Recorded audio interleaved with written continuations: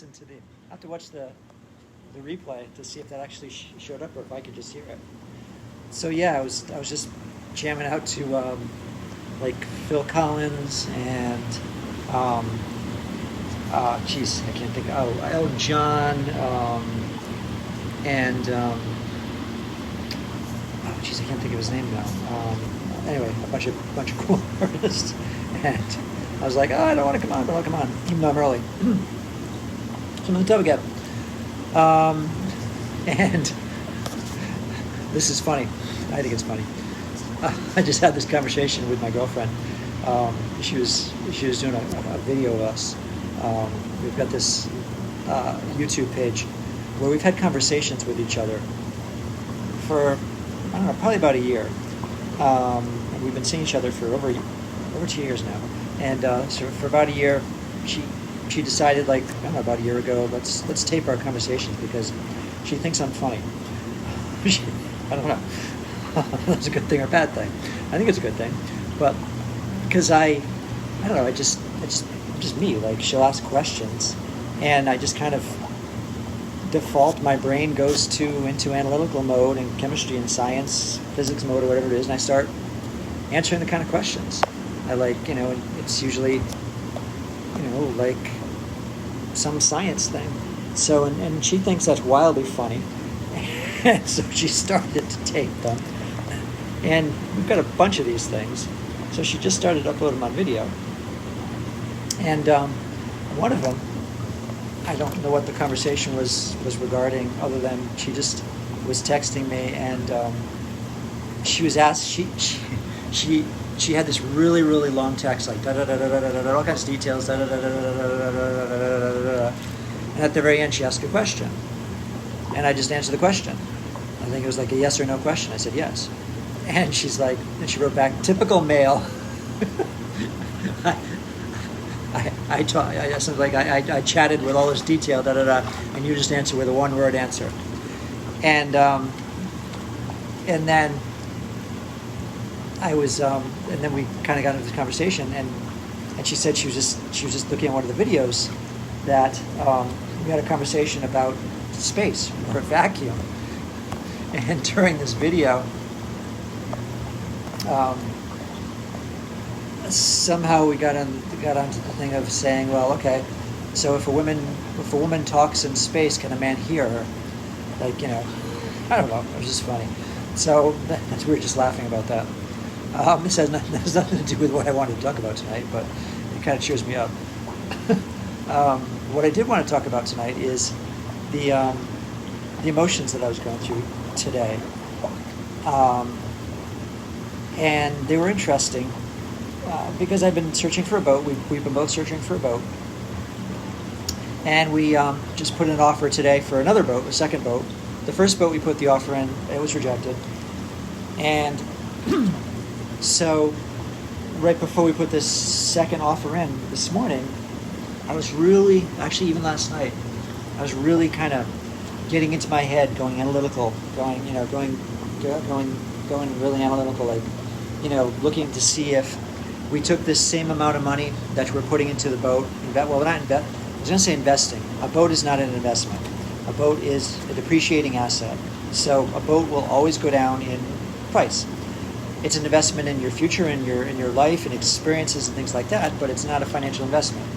So I was getting all geeked out in my head last night and this morning, looking at saying, if we take the money that we were spending on a boat and we invested it instead for like 15, well, the loan of the boat would be like 15 years perhaps.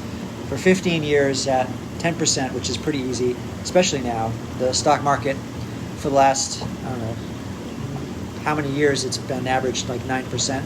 So 10% rate of return is really easy to get. What would be the return on investment? And so I'm looking at this number, I'm like, oh wow, that's a lot of money. And then I looked at, the monthly cost of if we were to take out a loan and just put those payments in as a periodic investment over and over and over again. I was like, yeah, that's a lot. And so I started to think, well, do we want to have a boat that's that expensive? So it really kind of got me into my head and started thinking, overthinking probably, about this purchase. So, and then it got me into fear. And this is the emotion part that I want to talk about.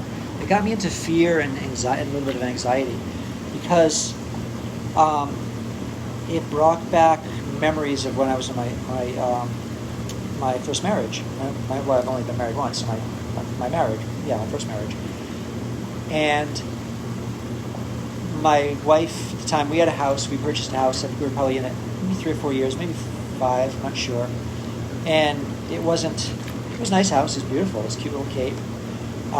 There were things I didn't like about it. It was near the road. It was small. I wanted to be closer to the water. I thought she did too.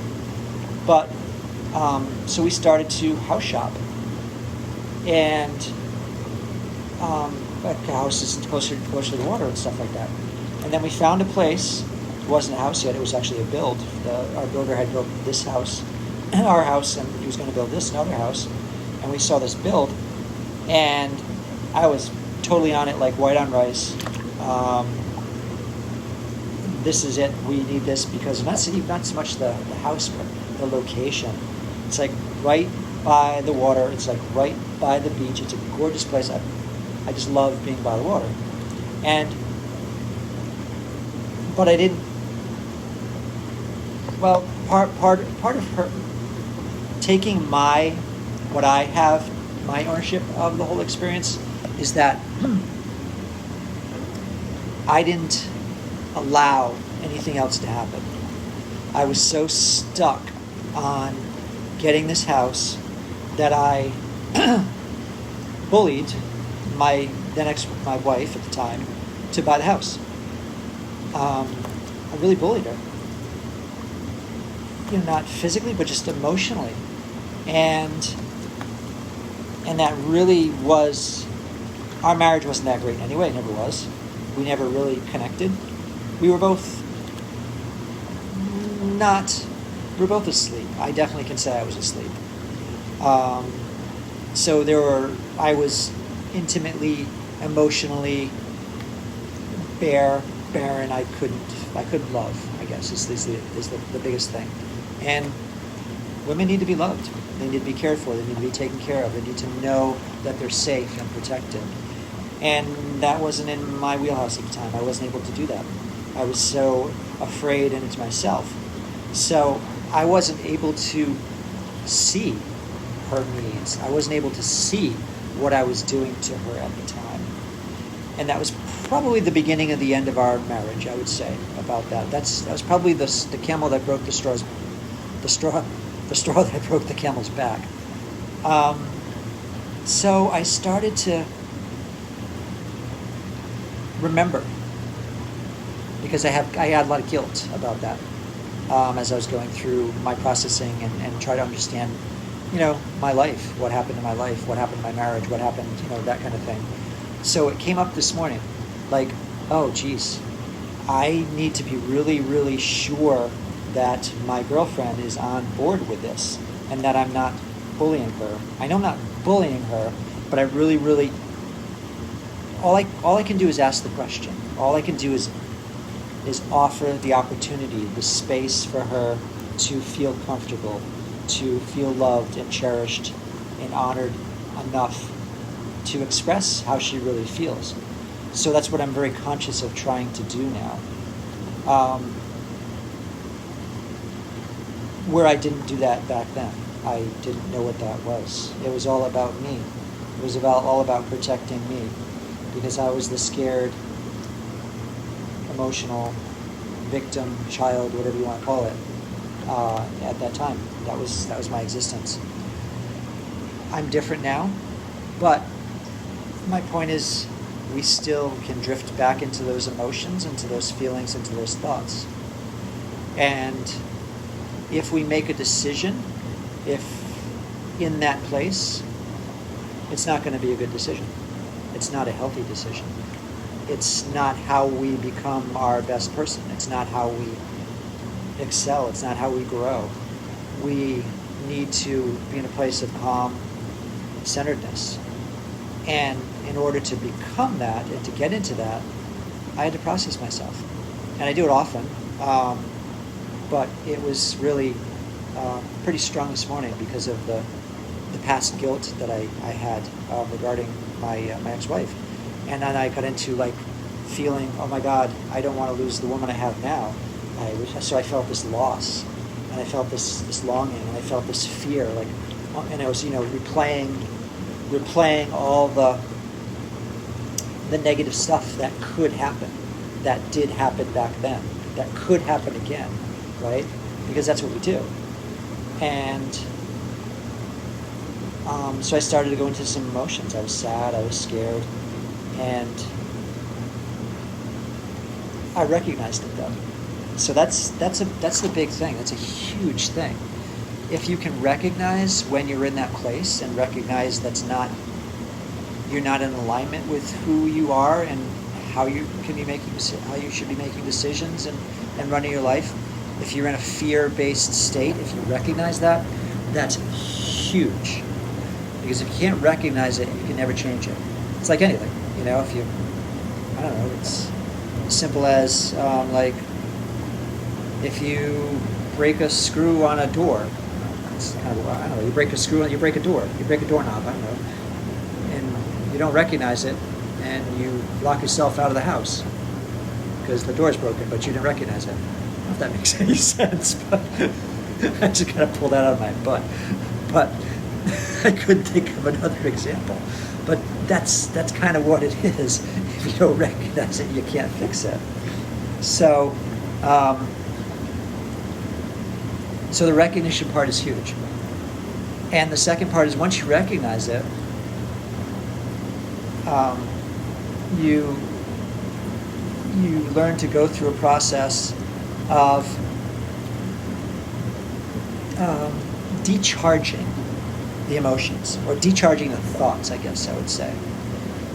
So it's not the same as convincing yourself that, oh, no, it's not going to happen. Oh, no, that can't happen again. Oh, no, I'm a different person now. Oh, no, it won't happen. That's not the same thing as actually feeling the emotions of it happening, of the worst possible thing that could happen, of how it could hurt again, how you could go through that, and going through those emotions and living some of those emotions because they're current in you. And then when you're done going through that emotional feeling cycle, if you will, then it actually feels comfortable. The emotion, I don't like to say negative, but the fear that was in me, the anxiety that was in me, that was in you, goes away. It doesn't go away forever, but it goes away in that particular situation. You're able to process it. It'll come back again. It'll constantly come back again. That's just how we're programmed. It'll come back over and over and over and over and over again in different situations. But as you shift your perspective because of the way you're feeling, then it gets easier and easier and easier to do it. And you will get higher and higher and higher in your vibrational energy level, meaning you'll get higher and higher in life. But those same emotions will come up again, just different problems. They'll just be different things. So you have constant practice to do it over and over and over and over and over again. It so much reminds me of karate, my experience with karate, because you start off as a white belt, and that's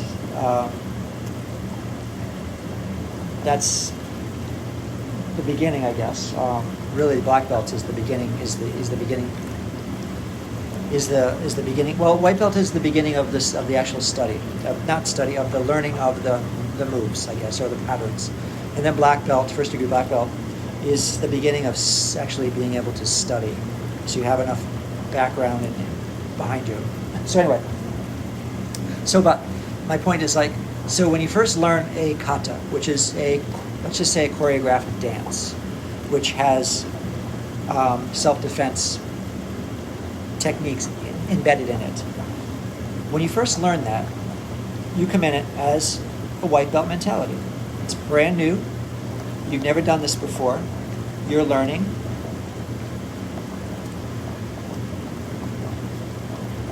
So then as you progress, you still do this kata over and over. You do it for the rest of your life, or as long as you're in karate, as long as you train. You still do the same kata. But as you progress and you learn more and more and more, and you get more and more wisdom, not just in karate, but in life, or whatever you bring into the dojo with you, then you see the kata differently. You experience it differently. You practice it differently. You've changed. You've changed, not the kata, but you've changed your interpretation of it. And it just progresses every time as you get higher and higher in the ranks. You just learn more and more and more. And you still take this same kata and you do it more and more and more and more. And you learn higher and higher and higher level things that you didn't know before. So the same thing with life. The same thing with life. So you experience a problem, a feeling, an emotion, and then you process through it. As a white belt, let's say, you're just learning how to do it. Then a couple years later, you get better and better. You've gotten better and better and better and better. You've got to the black belt level of processing now, if you will. The same emotion charge may come up again, but in a different way.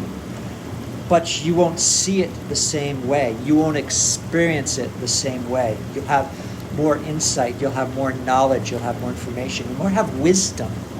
You'll have wisdom to deal with it in a different way. So that's how this works. That's all I want to say tonight. I just wanted to talk about my experience with feeling today, with really kind of going deep and feeling sadness, regret, anxiety, a little bit of fear, all around this boat purchase. And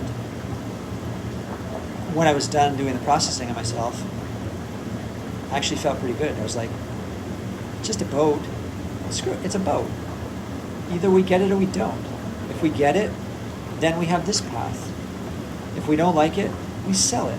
Sure, we may take a loss on it, we probably will, but it's no bit different than an investment loss or something like that. You had the experience.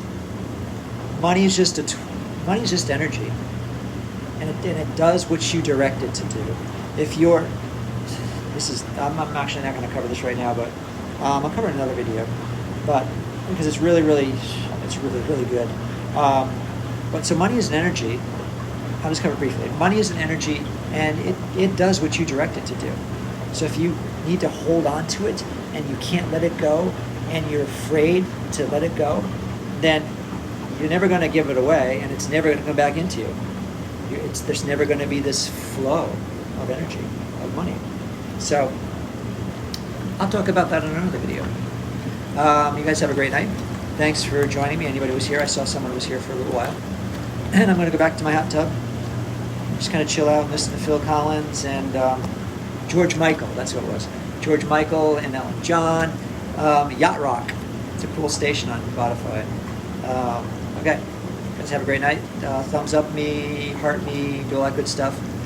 And if this work resonates with you, and this is how you need help dealing with these types of things in your life, I am me. I have a website, but it's not working in Facebook. Facebook doesn't like my website. I have no idea why. I've been trying to get it to work for a long time. So just I am me. I am me. We'll get in touch.